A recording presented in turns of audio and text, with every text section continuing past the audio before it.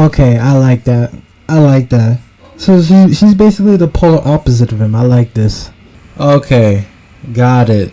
She's basically a zombie surviving tryhard. That's what she is.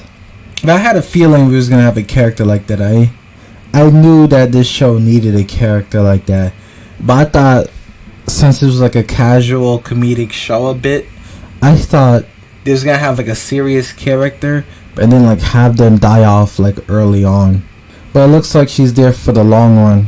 Okay, Zom 100 episode 2. The only thing I really want to talk about is that zombie surviving try-hard chick and Tendo, their interaction, their perspective of the zombie apocalypse and how it's completely different. It's literally the total opposite on how they view the situation and what they're doing about it, basically. And I think that's what the episode really wanted to portray, because of course everything was in Tendo's perspective, and then they re-show the events in her perspective. I don't know if they ever said her name or not. I'm not sure. Don't remember. But it seems like that's what the episode wanted to portray when they were showcasing her side of the events and her point of view.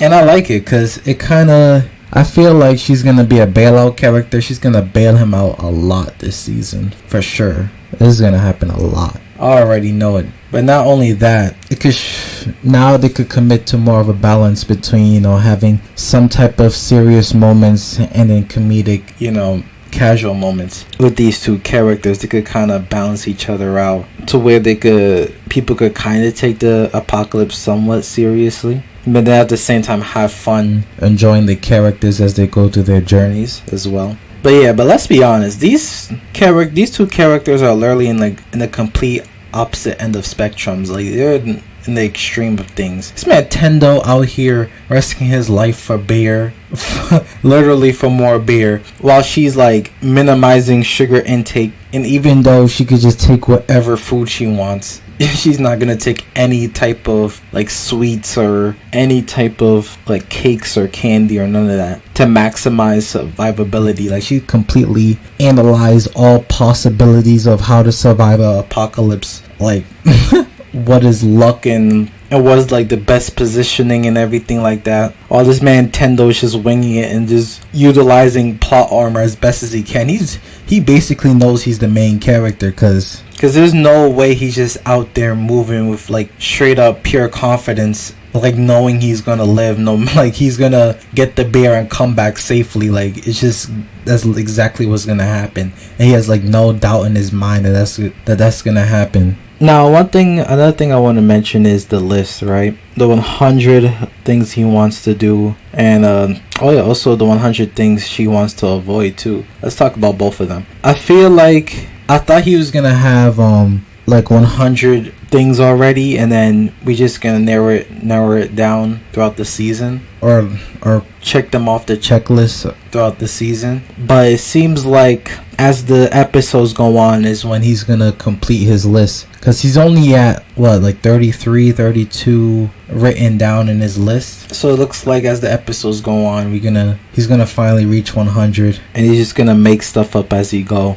And I wonder if we're gonna continue seeing her list as well. Maybe I would like to continue seeing what her list is, to kind of see, because it's kind of basically seeing what the authors think is necessary to survive a zombie apocalypse, or more like what gives the best possible chance, like the list of the items that you need or you don't need to maximize your chances of survival. I'm kind of curious to know. Yeah, but one thing I realized, low-key, Tendo kind of accepts that not low-key, high-key, he accepts that he's going to turn into a zombie one day. So I guess that's what gives him the full-blown confidence to do whatever he wants, because he just already accepts that fact. So he's like, you know what, like, I guess, I don't know. I was like thinking maybe there's an explanation for it, but I don't know. I guess it's just his mindset or whatever, or that's just who he is. Maybe she'll change him. But one thing I have to say, I think this is probably the last thing. One thing I have to say about their meetup, right? I just realized, like, when it's the end of the world and everything like that,